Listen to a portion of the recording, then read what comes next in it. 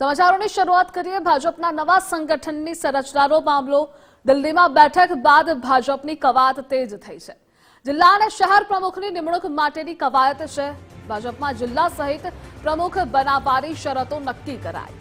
પ્રમુખ બનવા માટે 45 થી 60 વર્ષની વયમર્યાદા નક્કી કરાઈ। તો 7 થી 8 વર્ષ સુધી સંગઠનમાં કામગીરીનો અનુભવ જરૂરી છે। સતત 2 ટર્મથી પ્રમુખ રહેલાને ત્રીજી તક આપવામાં નહીં આવે। સંગઠનમાં કામ કરતી વ્યક્તિની જ નિમણૂક કરવામાં આવશે।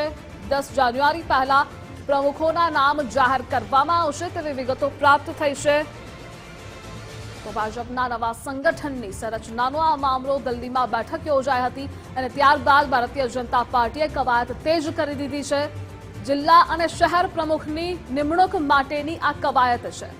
ભાજપમાં જિલ્લા સહિત પ્રમુખ બનવાની શરતો પણ નક્કી કરવામાં આવી। તો પ્રમુખ બનવા માટે 45 થી 60 વર્ષની વયમર્યાદા નક્કી કરવામાં આવી છે।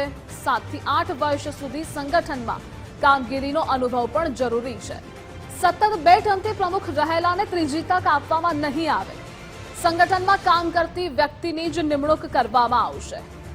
10 જાન્યુઆરી પહેલા પ્રમુખોના નામ જાહેર કરવામાં આવશે। અને આજ મુદ્દે સંવાદદાતા નિકુંજ જોડાયેલા છે। નિકુંજ, દિલ્હીમાં પહેલા બેઠક થઈ અને હવે ભારતીય જનતા પાર્ટી દ્વારા કવાયત પણ તેજ થઈ ગઈ છે।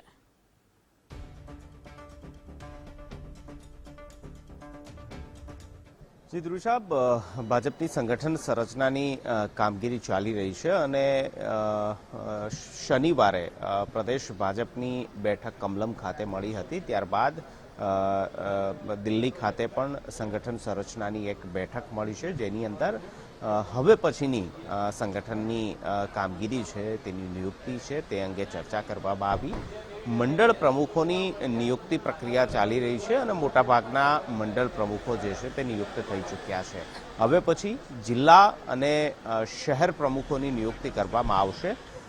જે પ્રકારનો ક્રાઇટેરિયા નક્કી કરવામાં આવ્યો છે તે પ્રકારે 45 થી 60 વર્ષ વચ્ચે ના જે સંગઠનના કાર્યકર્તાઓ હશે તેને જ જિલ્લા અને શહેર પ્રમુખ જે છે તે બનાવવામાં આવશે। આ ઉપરાંત સંગઠનની કામગીરીનો જેમની પાસે અનુભવ છે તે પણ ક્રાઇટેરિયા રાખવામાં આવ્યો છે। એ બાબત પણ સામે આવી રહી છે કે સતત 2 વખત જેવો જિલ્લા અથવા તો શહેર પ્રમુખ રહી ચૂક્યા છે તેને ત્રીજી વખત તક જે છે તે નહીં આપવામાં આવે। એટલે કે 2 ટર્મ સુધી ના કાર્યકર્તાઓ જે છે જે જિલ્લા પ્રમુખ અને શહેર પ્રમુખ છે તેને હવે ત્રીજી તક નહીં મળે તે પ્રકારનો પણ ક્રાઇટેરિયા નક્કી કરાયો છે।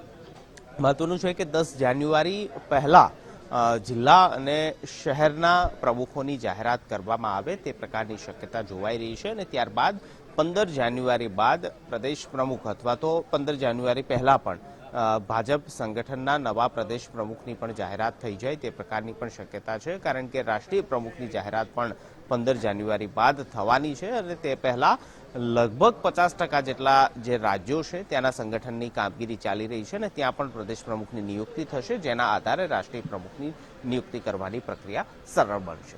જી નિકુંજ, આપ જોડાયેલા રહેજો, આગળ પણ અપડેટ આપની પાસેથી મેળવતા રહીશું।